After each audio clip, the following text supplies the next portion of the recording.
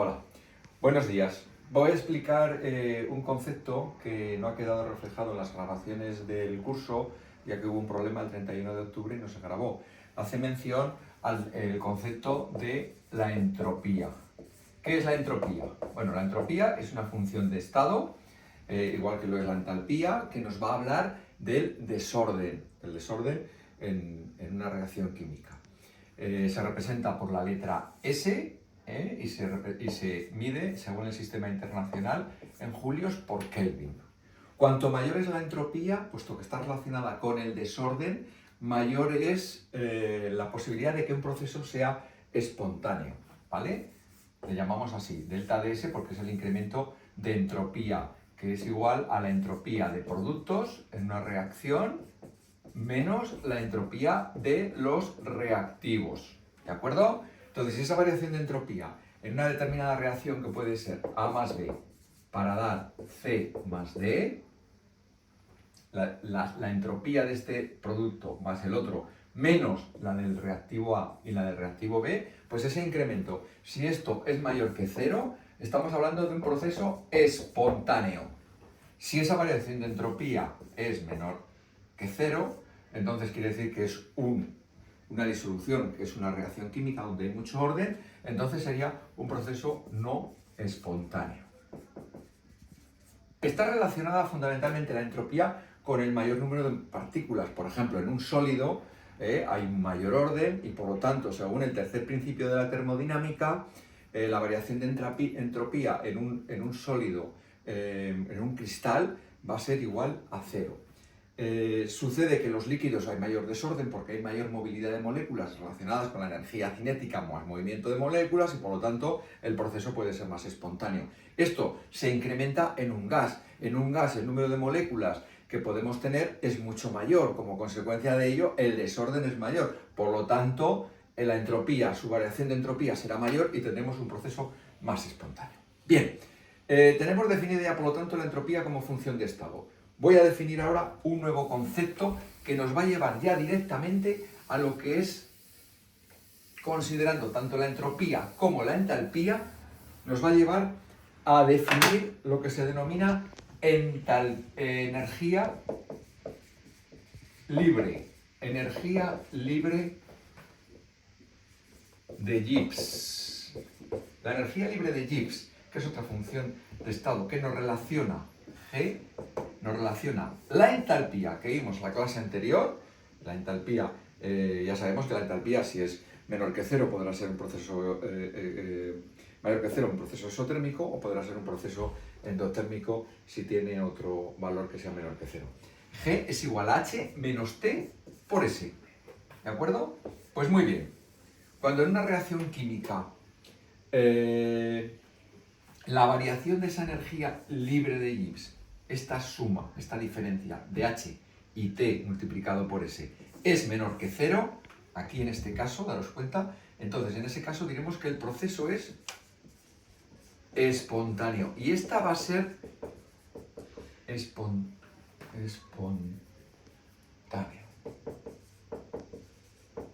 Espontáneo. Cuando delta de G es mayor que cero, proceso no espontáneo. Ahora explico un poquito lo que es el proceso espontáneo y el proceso no espontáneo para que lo entendamos. Y en el caso que delta de G es el resultado, es decir, el delta de G hace referencia al valor de G productos menos G de todos los reactivos, ¿vale? Bien. Pues bien, cuando delta de G es igual a cero, estamos en lo que se llama equilibrio químico, que esto es muy importante y que lo vamos a ver en el tema 7, el equilibrio químico. Muy importante y que lo veremos en el tema 7, y simplemente ahora lo que quiero destacar es que para saber si un proceso es espontáneo o no, tenemos que calcular un número. Ese número, ese valor, que se representa también en kilojulios por grado Kelvin, ese valor está relacionado con la entalpía y con la entropía. Antes hemos visto en la anterior pizarra que la entropía, cuanto mayor es la entropía, mayor es el desorden, mayor es la espontaneidad. ¿Qué quiero decir con esto? Que si este valor es muy grande multiplicado por un número t, este valor va a ser negativo. Por lo tanto, el h, aunque sea mayor, aunque sea un número positivo, siempre obtendremos un valor de delta de g menor que 0. Quiero que lo entendamos muy bien, que un proceso espontáneo va a ser muy espontáneo cuando este valor sea muy grande. ¿Por qué? Porque nos va a dar un valor de delta de g menor que 0. ¿Vale? Entonces, imaginar que tenemos procesos donde el valor de h, vamos a poner algún ejemplo, un ejemplo práctico, nos vamos a centrar en lo que acabo de decir. El equilibrio químico lo dejamos para la siguiente clase, que esa ya la tenéis ahí grabada y no hay ningún problema, y yo me quiero centrar en esto. Si el valor de h es menor que 0, el valor de la entropía es mayor que 0, es un valor positivo. Si este valor es positivo, al multiplicarlo por t, t por s es mayor que 0. Por lo tanto, una expresión negativo menos esto que es positivo, nos va a salir un delta de g menor que 0. Por lo tanto, siempre será un proceso espontáneo. Ahora bien, si delta de h, o el valor de h, es mayor que 0 y s es menor que 0 porque hay poco desorden, entonces al multiplicarlo por otra cantidad negativa te va a quedar un valor positivo. Caso A y caso B.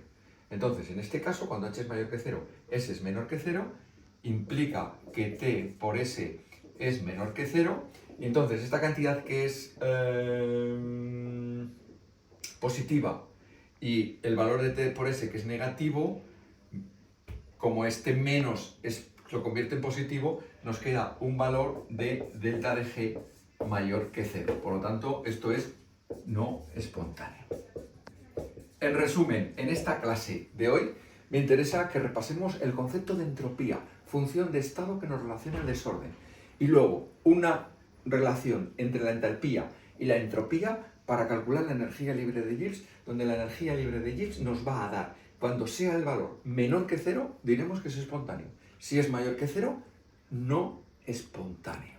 ¿De acuerdo? Ya para concluir, en este tema 6, en las presentaciones, quiero únicamente, no voy a preguntar los ejemplos, ya sabéis que hay ejemplos relacionados con los procesos espontáneos del medio ambiente, el proceso del fenómeno de invernadero o la lluvia ácida. Bueno, pues son reacciones químicas que a veces se producen de forma espontánea. ¿Por qué? Porque estamos favoreciendo que el valor de la energía libre de Gibbs sea menor que 0. Tenéis ahí los ejemplos, simplemente mirarlos. No voy a hacer mención y no voy a preguntar sobre ellos.